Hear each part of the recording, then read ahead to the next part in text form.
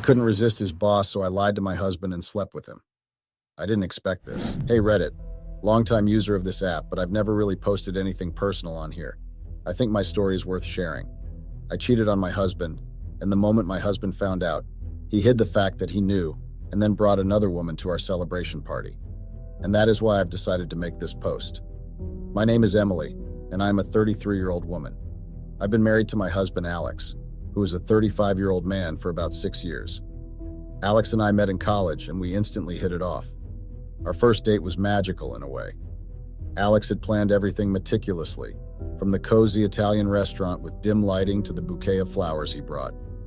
I remember feeling a flutter of excitement when he approached me, a charming smile on his face. We talked for hours about everything and nothing. He was a great listener, and he made me feel like my thoughts truly mattered. There was a moment when our eyes met, and I felt a connection that I had never experienced before. After dinner, we took a stroll in the park. The night was cool and the stars shone brightly above us. Alex took my hand and we walked in comfortable silence, enjoying each other's company. He then walked me home. He asked if he could see me again. I said yes without hesitation, knowing deep down that this was probably the start of something special. For our second date, Alex surprised me with tickets to a live music event. It was an artist I had mentioned liking in passing, and he remembered. That thoughtful gesture won me over even more. The concert was amazing, and we danced the night away. Alex's sense of humor shone through as we joked and laughed together. I felt like I could be myself around him, which was a refreshing change. After the concert, we went for a late-night snack at a charming cafe. The conversation flowed effortlessly, and I found myself opening up to Alex in ways I hadn't with anyone else. After the night ended, Alex walked me to my door and asked if he could kiss me goodnight. It was a perfect end to a perfect evening. On our third date, Alex took me on a picnic in the park. It was a beautiful sunny day, and he had prepared a basket filled with delicious food and wine. We found a quiet spot under a tree and spread out a blanket. We enjoyed our meal, and we talked about our dreams and aspirations. Alex shared his passion for his work and his plans for the future. I was impressed by his ambition and drive. After lunch, we went for a walk around the park. We laughed and joked, enjoying each other's company. It felt like we had known each other for years, not just a few weeks. As the sun began to set, Alex took my hand and led me to a secluded spot overlooking a pond. He wrapped his arms around me, and we watched the sun disappear below the horizon. It was a perfect day, and I knew then that I had fallen for Alex. For our fourth date, Alex planned a day trip to a nearby town known for its scenic views and charming cafes. It was a spontaneous and adventurous choice that I found exciting. We started the day with a scenic drive, chatting and enjoying each other's company. When we arrived, Alex suggested we explore the town on foot. We wandered through the cobblestone streets, stopping to admire the architecture and browse in the quaint shops. For lunch, we found a cozy cafe and sat outside, savoring the local cuisine.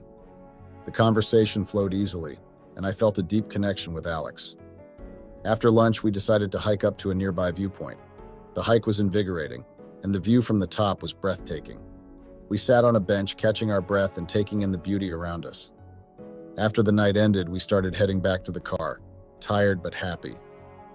For our fifth date, Alex planned a romantic evening at a rooftop restaurant overlooking the city skyline. I was excited about the date. The view was breathtaking.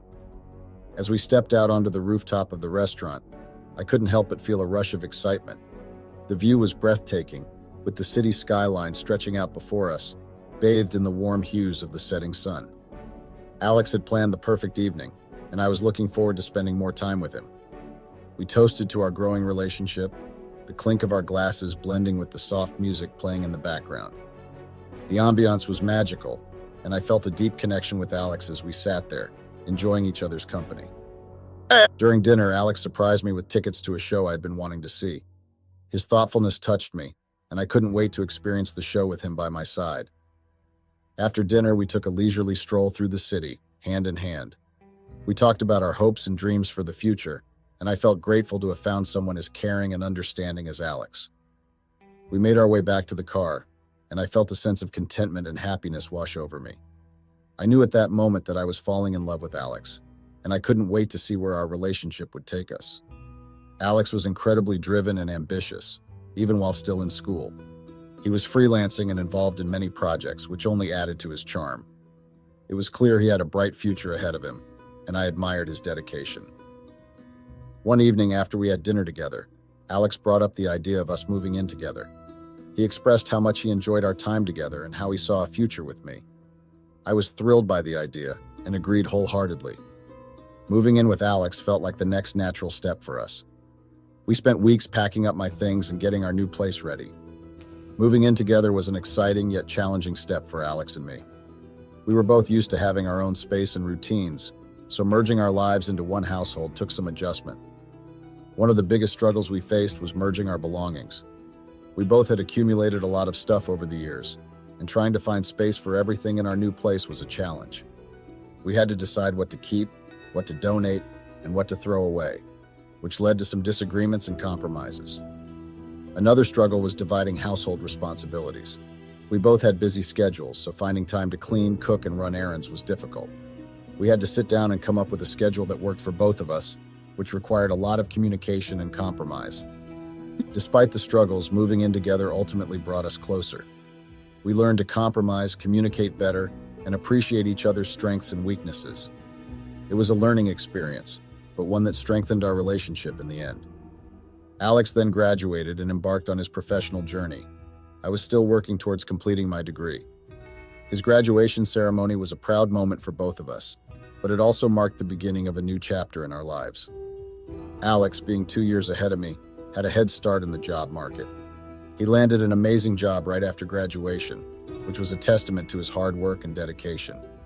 Of course, I was thrilled for him and proud of his accomplishments. As an artist, my path was a bit different. I was passionate about my work and hoped that one of my paintings would help me break into the art world. I spent hours in my studio, pouring my heart and soul into my art, hoping that someday it would pay off. Despite our different career paths, Alex was always supportive of my dreams.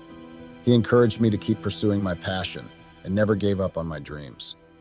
His unwavering support meant the world to me and gave me the strength to keep going, even when things got tough. Months passed after my graduation, and I found myself grappling with the harsh reality of the art world. Despite all my efforts to promote my work through social media and other channels, I hadn't yet achieved the breakthrough I had hoped for. It was a very difficult time for me, and I had to watch as Alex shouldered the financial responsibilities while I struggled to make ends meet with my art. Alex, being the supportive boyfriend he was, gently suggested that I consider getting a part-time job or exploring opportunities in the art field to supplement our income.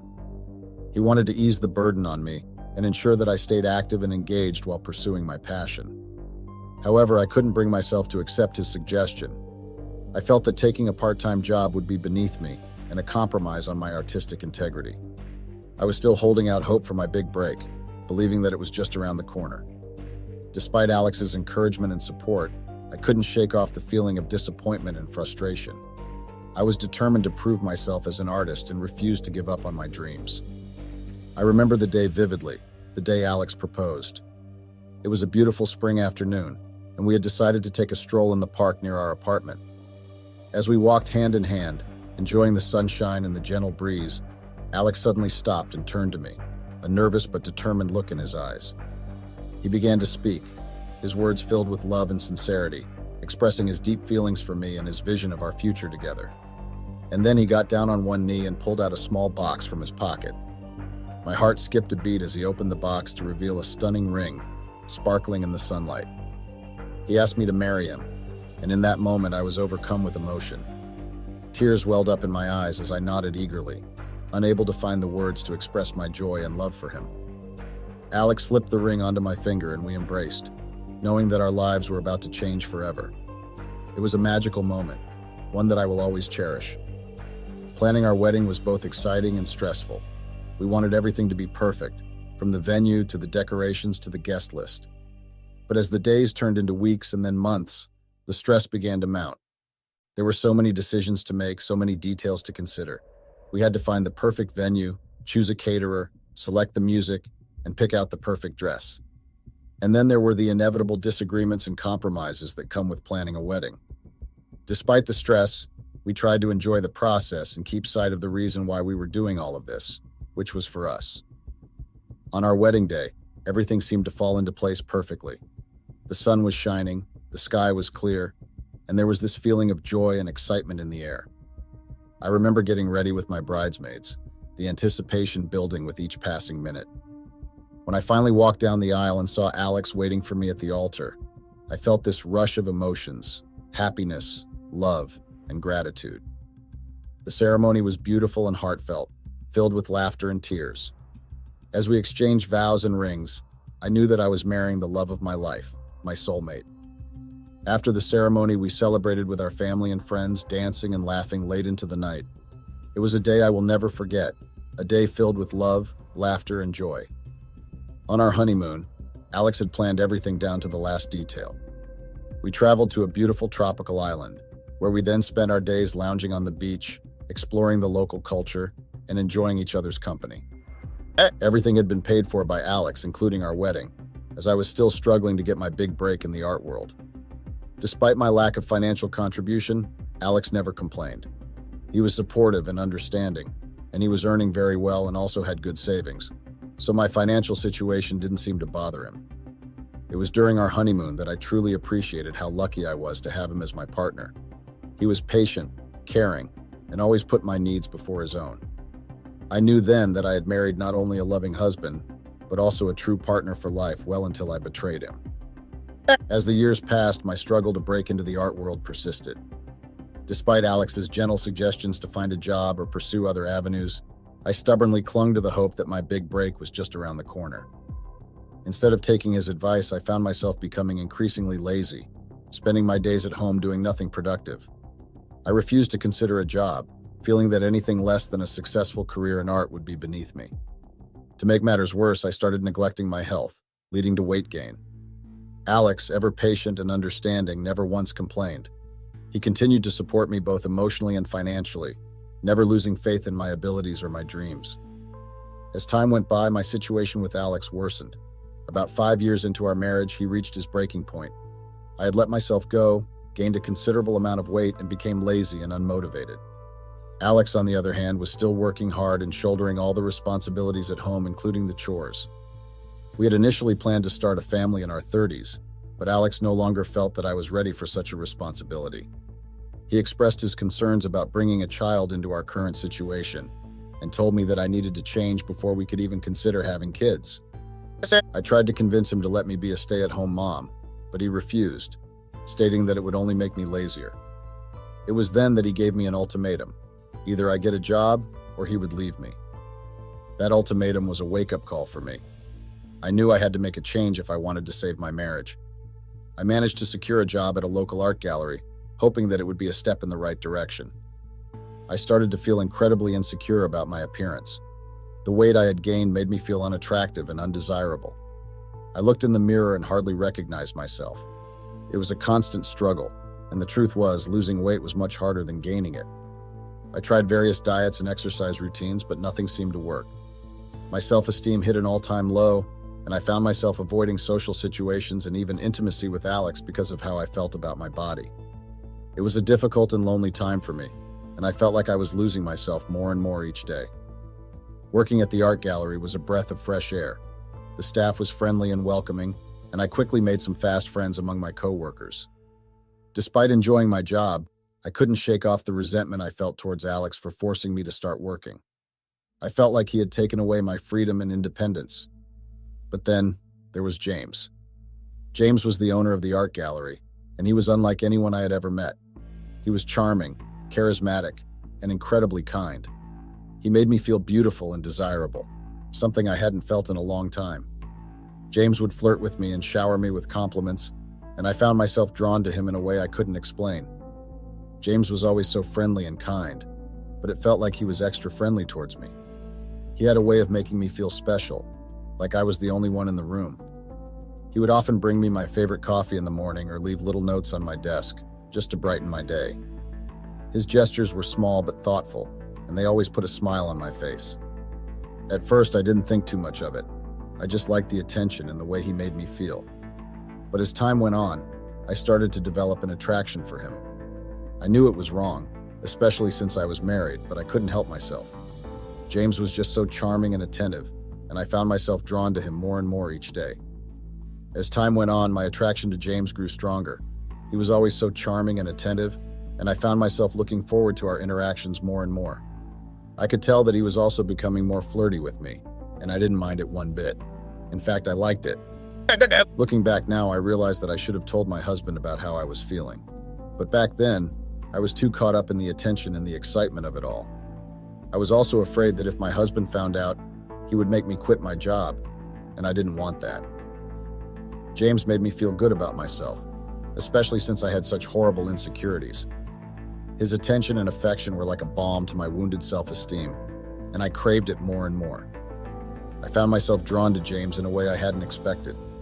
Our conversations went beyond work, delving into personal anecdotes, shared interests, and mutual hobbies. James was charming and attentive, making me feel special and understood in a way that Alex, my husband, no longer did. We started chatting frequently, and I eagerly anticipated each message from James.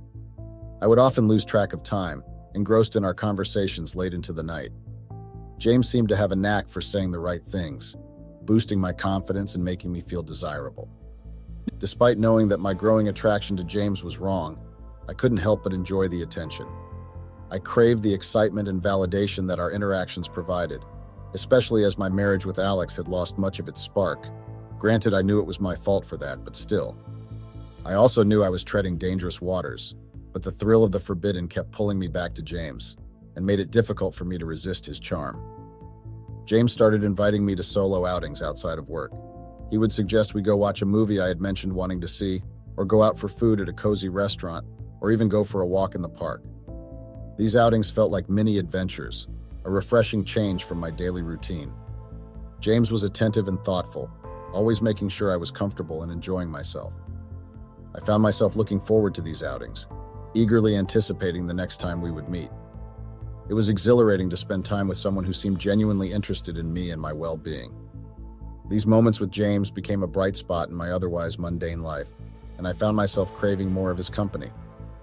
I began to feel a growing resentment towards Alex, my husband. While I still loved him, I couldn't help but compare myself to him. His physique remained unchanged, while I had gained weight over the years, feeling less attractive and more insecure.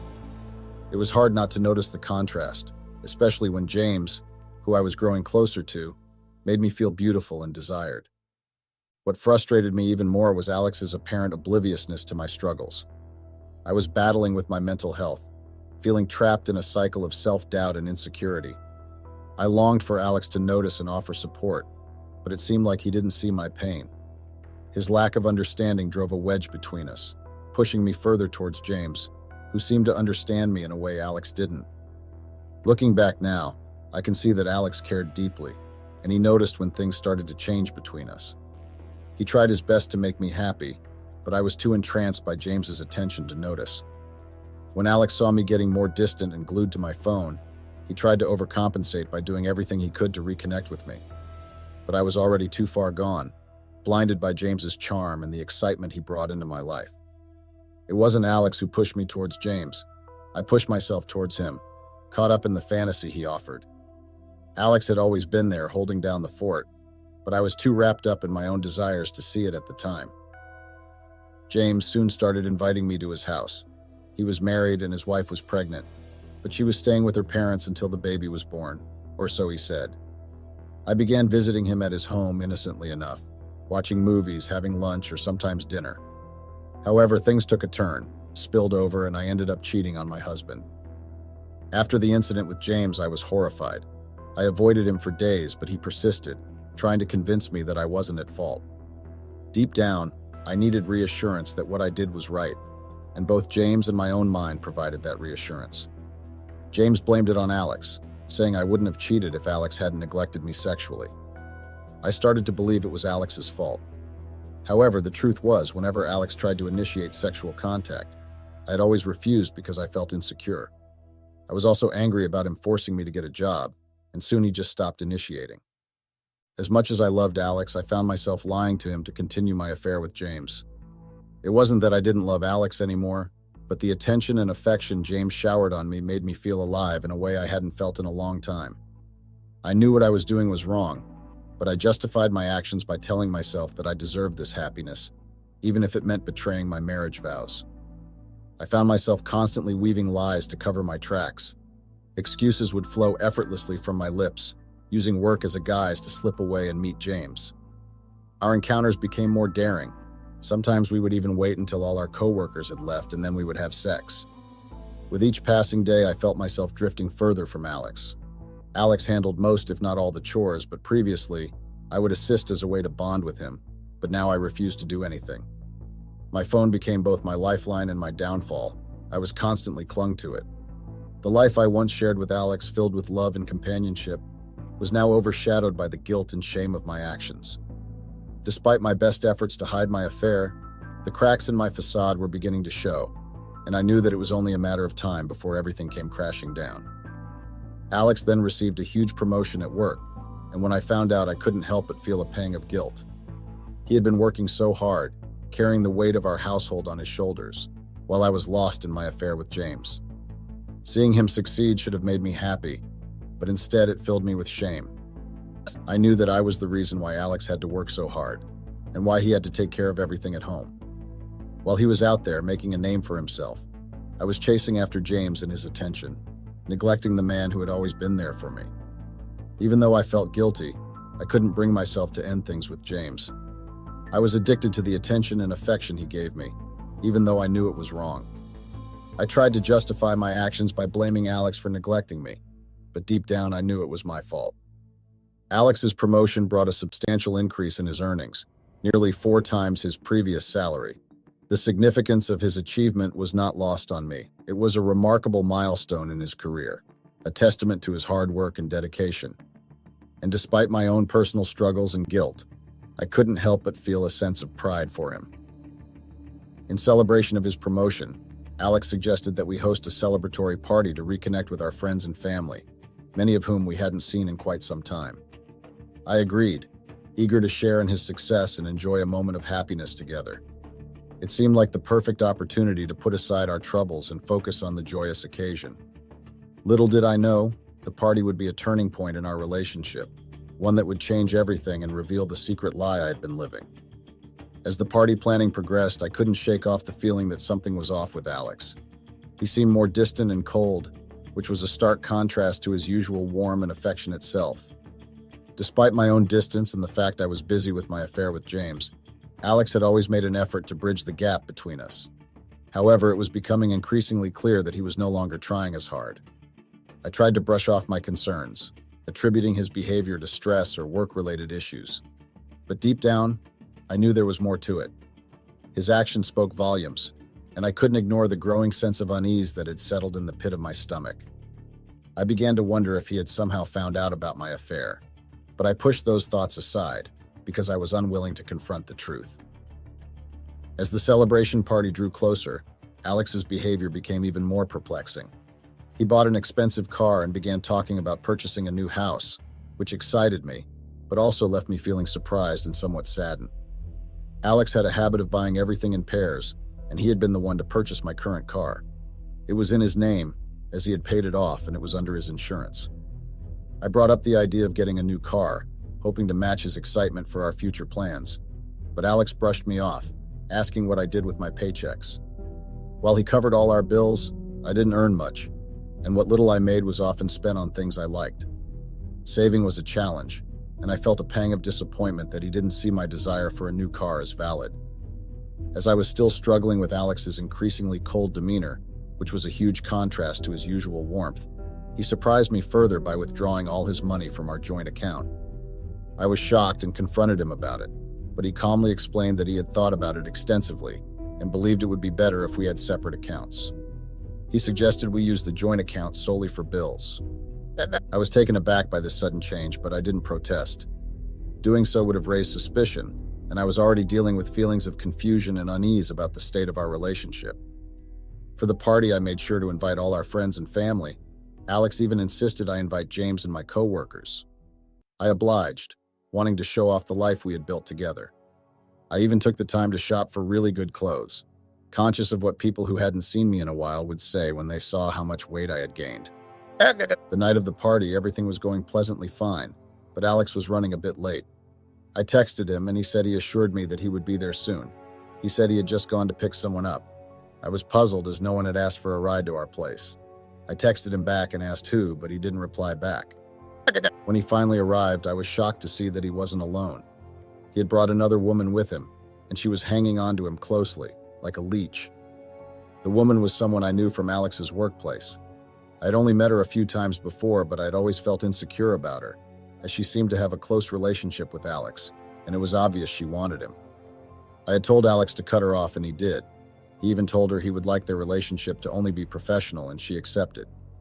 So seeing her at the party, looking beautiful and skinny, only intensified my feelings of insecurity. As I stood there watching Alex with the other woman, a mix of shock, embarrassment, and confusion washed over me. I couldn't believe he had brought her to our celebration party, especially when he knew how insecure I felt about her. We didn't invite her to the party, so why had Alex brought her? She was someone I knew from Alex's workplace, and she always seemed to be overly friendly with him, laughing at his jokes, finding excuses to touch him, and even calling herself his work wife. I mustered up the courage to approach Alex and ask him what the fuck was going on. But instead of giving me a straight answer, he just laughed it off and said something about me inviting my boyfriend, implying that he was just bringing his girlfriend in return. In that moment, everything clicked into place. Alex must have known about my affair with James all along. That explained his recent coldness and distance, as well as his sudden decision to withdraw all his money from our joint account. I felt a deep sense of guilt and shame for betraying Alex's trust, and for letting things spiral out of control. As the awkwardness thickened, I felt tears welling up in my eyes. The party that was supposed to be a celebration had turned into a nightmare. Alex didn't seem to care about the tension he had caused. He walked over to James and greeted him, even extending a handshake. James looked uncomfortable and slightly frightened, sensing the tension in the air. Then in front of everyone, Alex addressed James, saying, "You're the boyfriend, aren't you? Hi, I'm the husband."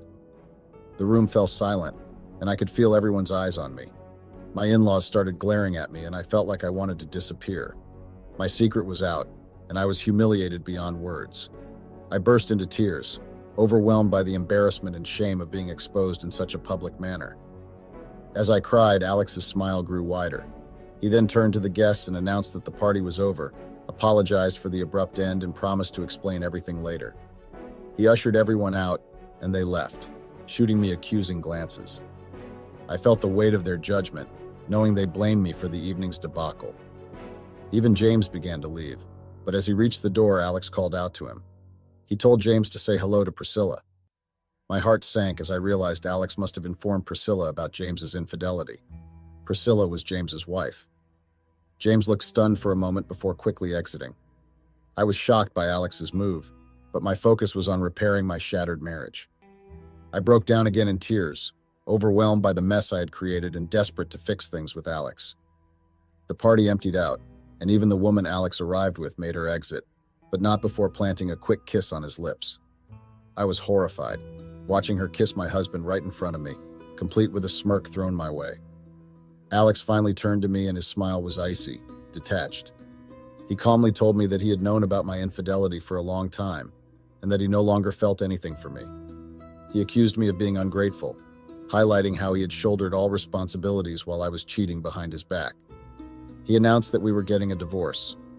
Desperate, I started begging him to reconsider, but he remained resolute. Despite my pleas and promises to change, Alex remained unmoved. I offered to do anything to make amends. I would give up my phone, cut off all contact with others, quit my job, take on all the household chores, and never leave the house. But Alex stayed silent. His decision was unwavering. He explained how he had watched me drift away from him over the months, and now it was too late for me to try to make amends. He reiterated that we were getting a divorce, adding that Priscilla would likely divorce James, and said that I could now be with James without guilt. But I didn't want James. I loved my husband. James was just a temporary escape and a temporary source of pleasure, while Alex was the one I truly loved. Alex's words hit me like a ton of bricks. He told me to call one of my siblings to come back and help me pack my things because he was kicking me out of the house. I begged him not to, but he was resolute. He gave me just 10 minutes to gather my belongings and leave. Alex again repeated that we would be getting a divorce and that the papers would be sent to my parents' house and asked me to sign them when they arrived. I was too overwhelmed with emotion to respond. My marriage, The life I had built with Alex was crumbling before my eyes. The weight of it all hit me like a ton of bricks, and I couldn't even stop my tears from flowing. I packed my belongings swiftly, trying not to burden my siblings with having to drive back to pick me up. If only I had known Alex would kick me out, I would have asked them to wait behind after the party. I had tried every means possible, but Alex wasn't listening. He wanted me out. I had to call an Uber to take me to my parents' house. On getting to my parents' house, I started crying again. Thankfully, I found solace in their understanding. They had been at the party and knew what had happened, and it was obvious they were very disappointed. Despite this, they comforted me, offered me words of consolation, and told me that Alex might forgive me. My mom even prepared food for me and encouraged me to rest, understanding the turmoil I was going through. I could tell they wanted to hear my side of the story, but they were trying not to add to my stress. As soon as I could gather myself, I recounted everything to my parents. They listened attentively. Their disappointment was so clear. They even tried to talk to Alex, but despite their efforts to intervene and reason with him, he remained resolute, refusing to forgive me and dismissing any attempts at reconciliation. So I guess I'm saying don't cheat, guys. It's just not worth it. On the bright side, I did find out that James was getting a divorce too. Not that I want him. I'm just relieved I'm not the only one facing consequences for my actions. I also discovered that Priscilla actually owned the art gallery, not James. She had just put him in charge. Now that she's found out about his affair with a coworker, thanks to Alex, she's temporarily closed the gallery. I hope she'll reopen it soon so my former coworkers don't have to find other jobs. Thanks for listening. Need advice? Our divorce lawyer is someone I have a past with. Now I'm in big trouble. Hey guys, it's my first time here on Reddit, and I'm here because I want to share a story with everyone.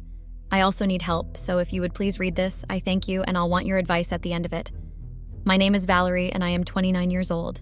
I had an affair with my divorce lawyer. I know it's crazy to believe, but every time I think about it, I tell myself it's real. I am soon to be divorced, and my husband and I had planned to fix our relationship. Now, I know we can no longer fix it anymore. My husband's name is Greg, and he's 32 years old. I met Greg when I was in high school, and I was 17 years old then. I don't know why, but we hit it off immediately once we met. Greg was a caring guy, and I didn't see any flaws in him because he felt perfect to me. We dated throughout high school, but his family weren't doing okay financially. He tried getting jobs, but that didn't help much either. I told him I can help since I came from an above-average family and we were okay financially. He told me he didn't want help from his girlfriend, but he was really grateful. By the time we finished high school, I remember Greg was no longer cheerful since he was worrying about what to do next and how to help his family. I kept asking him why he didn't want my help, and he told me he wasn't comfortable. He said he was the one that's supposed to take care of me, not the other way round. I tried telling him I didn't care about the money issue, but I guess it was just a man thing. At one point, I couldn't meet up with him again, and we didn't see each other most of the time. I hated the fact that his pride was trying to come in between our relationship. I talked to him about it again, and he told me an uncle of his who was overseas called him to come work for me. I wanted to beg him to stay, but I knew that would be extremely selfish of me. He gave me one last kiss and told me to wait for him. He also said he'd understand if I wanted to find someone else, and he didn't want to tie me down. I told him I was going to wait for him no matter what it took. Greg also said he would be keeping in contact with me. 3 years passed, and I was 20 years old by then. Greg had been keeping in contact with me as promised. Throughout the years that we were far apart, he kept informing me about how things were going for him. He told me about the work. I can't disclose it here, sorry. But it was bringing a lot of money for his family. I was happy to hear, even though I wasn't happy about the job. I told Greg I missed him, and he said he missed me too. I asked Greg about when he planned on coming back, and he told me very soon. I loved Greg with all my heart, but my feelings kept fluctuating because he was far away. There was a time I dated a guy during the 3 years that had passed to fill that numb feeling I had, and I had slept with the guy then. I felt guilty, and it felt like I was cheating on Greg. I didn't tell Greg about it because I tried to keep the memory at the back of my mind. I didn't know that the memory would come back to haunt me. Another year passed, and I turned 21. By then, I had already moved out of my parents' house and rented my own place with the help of my parents. I didn't want to depend on my parents forever, so I decided to find a job. I didn't go to college because I didn't see the use. I was able to get a job as a teacher in a school through the connection of my parents. I think the other teachers in the school didn't like me because of that, but it wasn't like I cared. The pay was okay, and I told Greg all about my own place and everything that had happened. Greg asked me where I stayed in the US, and I told him. I thought he was just asking for no reason, but one day, I heard the doorbell ring. I opened the door, and it was Greg standing on my front doorstep. I was shocked to see him there, and my emotions were all tangled up. I didn't know what to feel, and all I knew was that my love for him had reduced. I thought it was maybe because it had been 4 years since I'd met him, and the love would rekindle for him. I had to pretend like I still loved him, and I jumped on him, hugging him tight. We caught up on a lot of things, and he told me more things. He told me that he was going to open his business firm. I won't be disclosing the name. He bought an apartment for the two of us to live in. He also said that he would open a boutique for me, and I was happy about that. Along the way, everything followed as planned, and it was okay for us. Yet, I didn't feel that full love for him. By the time I turned 23, we went on one of our dates that day to celebrate my birthday. I was shocked when he got down on one knee and proposed. I was going to say no because I wasn't sure or ready, but he looked so happy, and I didn't want to break his heart by telling him no. I know what everyone's thinking, and I know what I did was wrong, but I can't go back to the past to change that. We got married by the time I was 24, and he made it a big wedding. He invited all our family members and friends. I didn't want a big party, but he was so excited throughout as we were planning it. We got married, and everything worked out well. I gave birth to a baby boy, and we named him after his grandfather, Jonah. Our family came around, and we celebrated. My boutique business was booming, and I had a lot of customers. I think things started to change when he stopped coming home early. He told me his job was getting stressful and taking most of his time. I complained to him about it, but Greg kept saying I should give him more time and he'd make it up to me. My love for him kept fading, and I could see the distance set in. Jonah was growing old, and he turned 2 years, and I was 27 years then. The only time Jonah could see Greg was on weekends, and I hated that. I tried complaining, but he asked for more time. Eventually, he became free, but that didn't make my feelings for him better. He usually told me, "I love you," but it has been long since I heard those words from him. I knew he was also feeling that distance and losing his feelings for me. Jonah is 4 years old now, and he's very smart. It pained me to see him walking around not knowing he had parents who didn't love each other that much. I stopped going to my boutique at one point because I got some workers to help me out there. I talked to Greg and told him we had to get a divorce because I couldn't force myself to love him. I asked him if he was feeling the same way, and he said he was. He wanted us to fix it, and he tried, but it was to no avail, and the feelings didn't rekindle. Yet he kept on trying. One day he told me we were going to get a divorce, and I won't lie, but I felt a little bit happy. I was away from the loveless marriage, which was my fault, in the same place. Greg told me that he was going to get a divorce lawyer, and he was true with his words. But I regret thinking this. The next day came, and it was 10 a.m. in the morning when the doorbell rang and I went to answer it. The shock on my face was wide because I was surprised to see the person in front. It was the man I had something with during the past. He was the one I didn't tell Greg about. I told him to come in, and I tried to compose myself to act like I didn't know him. What bothered me was the way my heart started beating fast, but not from fear, but excitement. I didn't know what to feel, but it was the same as the first time I met Greg. The divorce lawyer introduced himself as Lucas, and my husband shook his hand. I knew his name, but I acted like I didn't know him. I couldn't have the strength to tell my husband about it, and I hope Lucas said nothing about it. He sat down, and he said nothing for a few seconds. My husband stood up to receive a call before anything started, and Lucas and I stared at ourselves. I didn't know what to say to him, and I'm pretty sure he didn't know either. I was about to say something to him, but my husband came back. The meeting started, and I watched as Lucas and Greg discussed a lot of things. Greg told him about the whole relationship issue we had, and that we wanted a divorce because we were falling out of love, and I felt guilty. We decided on the things I would be getting after the divorce would be finalized, and how we would fix child custody on Jonah. Lucas said he understood, and he needed 2 days to put together documents and review them before he was back. Throughout the conversation, I felt his eyes stealing glances at me. Lucas gave Greg his number, and he gave me too. The whole thing was weird because I didn't have his number anymore since I deleted it long ago. We thanked him, and he left. After that happened, I received a weird text that night with just a hey, and I already knew who it was. I texted him back, and that was how I started talking to him. That night, he said he had a lot of questions to ask me, and he would love to meet up with me the next day. I was hesitant at first, but I couldn't turn him down since I was the one that cut contact with him with no explanations, and he saw me a year later, married to someone. I agreed to meet him, and I was still contemplating whether I should tell my husband the truth, but I wasn't ready. Before I went to sleep, my husband told me again that he really wanted to make us work, and he was sorry for everything he did and how he had been acting.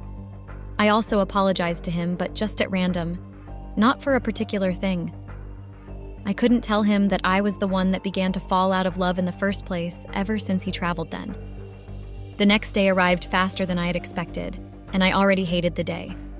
Greg pecked me on my cheeks before leaving, and I smiled at him. I had to drop Jonah off at the school before I went to the bathroom to clean up and get ready to meet with Lucas. The problem was that I knew I wanted to dress up for him, and I felt silly about that. I put on my casual clothes and a light makeup. I felt crazy because why was I putting on makeup to meet up with an ex? Anyways, I had contacted him, and he told me to meet up with him at a restaurant. I went there, and once I spotted him, he waved at him. I wore my glasses because I hoped none of my husband's friends would recognize me. We were both speechless after I sat down, and I wished he would say something first to break the silence. My wish came through, and he started by asking him why I broke it off then and everything we had. I told him the truth about Greg and the whole story about us, and he listened. By the time I was done, he sighed and he said he understood everything.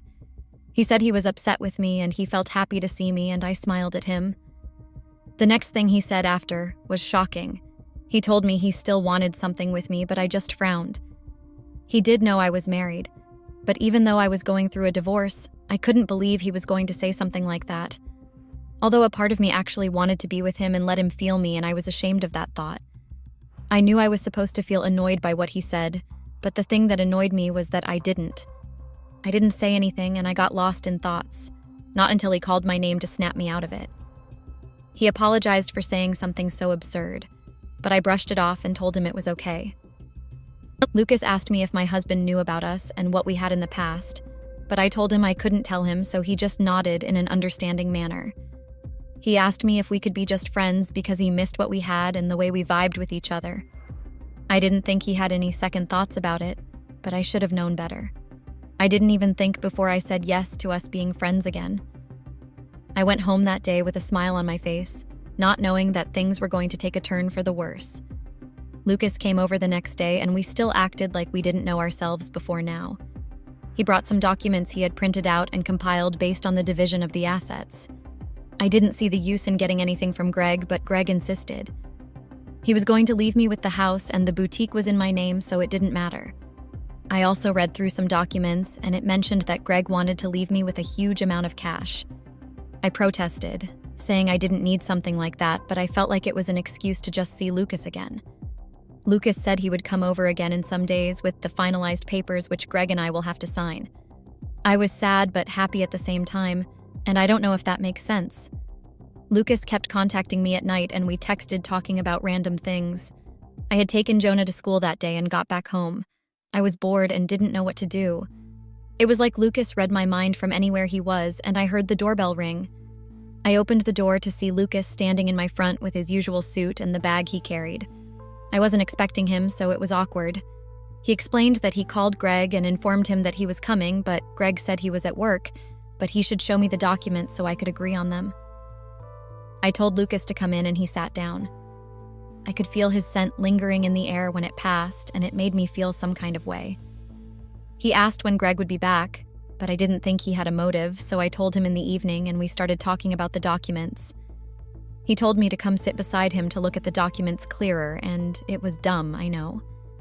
I listened to him, and I felt his hands brush past my thighs. He leaned in for a kiss, and I accepted it. It felt different than Greg's own. I don't know how it happened, but we were both on the bed, staring at the ceiling with the sheets over us. The guilt came back to me, and it was due to the fact that I had just slept with my ex, who was also our divorce lawyer. I knew it also meant that I just cheated on my husband because the divorce had not been finalized. Lucas turned his head to face me and smiled at me. He asked me if I didn't enjoy what we just did, and I lied to him that I didn't. It was one of the best things I'd ever felt before. He asked me if I didn't miss this because he knew I was lying. I told him to leave because I couldn't take it anymore. I had mixed feelings, but with what happened, a part of me knew I wanted to be with Greg, and I told Lucas that. I told him we should forget what had happened between us in the past and right now. I also told Lucas that if my marriage didn't work out, I wanted to get divorced happily and not have anything to do with him. Me sleeping with him made me sure that I felt nothing for him. I don't know what triggered him, but he got up and started dressing up. It was clear that he was angry at me, but I didn't do what I said wrong. He told me he wished I had changed my mind and that I was going to regret not changing my mind. He packed his things and told me he was going to come back and he would inform Greg. I didn't know what to say, and I kept quiet. The remaining days went smoothly, and I noticed that Greg was changing. He was trying to be there when I needed it, and we were discussing our feelings more. I was beginning to change my mind on the divorce because I wanted to make this marriage work. The guilt of sleeping with Lucas was still there, and I tried pushing it to the back of my mind. Greg and I didn't bother contacting Lucas again for him to come with any papers. 1 week had passed since I had an affair with Lucas. Greg and I were enjoying our time together in the living room. He had taken time off from work to spend it with me. The doorbell rang and he went to check who it was. It took some time for him to get back, so I went to check on him. I saw Lucas standing at the door with a strong look on his face. I don't know what he told Greg, but Greg told him to come in and sit down. He also told me to sit. Greg told Lucas that he was planning on canceling the divorce, but with what he heard from him, he wanted to confirm it from me, or divorce was going to happen as soon as possible. I was scared because I knew something had happened at the door, and I'll never know what it was. Greg asked me if it was true that I'd slept with Lucas. I denied it at first because there was no proof and it was just claims. Everything changed when Lucas played a voice record and I heard my voice. It was when I had just slept with him and the conversation we had. I know I messed up big time. I tried denying, but there was no use, so I told him it was true. I also said it was during our divorce, but I know I still cheated on him. I tried apologizing, but he didn't listen. I looked at Lucas angrily, but he had a tiny smirk on his face. He was happy about all this happening, and I felt like hitting his face. I knew it wasn't his fault, but mine. Lucas said he was going to leave and told Greg to contact him about the divorce if he wanted to change anything. Greg just sat looking at me dumbstruck. I think he was thinking about everything that happened because he had a sad look on his face. I told him I still wanted him, and what happened was a silly mistake, but he didn't listen. I also told him about my past with Lucas and how I'd slept with him when Greg was overseas. That made him more infuriated and he left the house. It happened 2 days ago and I wasn't able to contact him because I think he blocked me. I'm all alone with Jonah in the house, but I'm worried that I'll lose Jonah since Lucas and Greg were plotting something regarding the divorce. I don't know what to do because it feels like I'll lose everything. How do I make things better?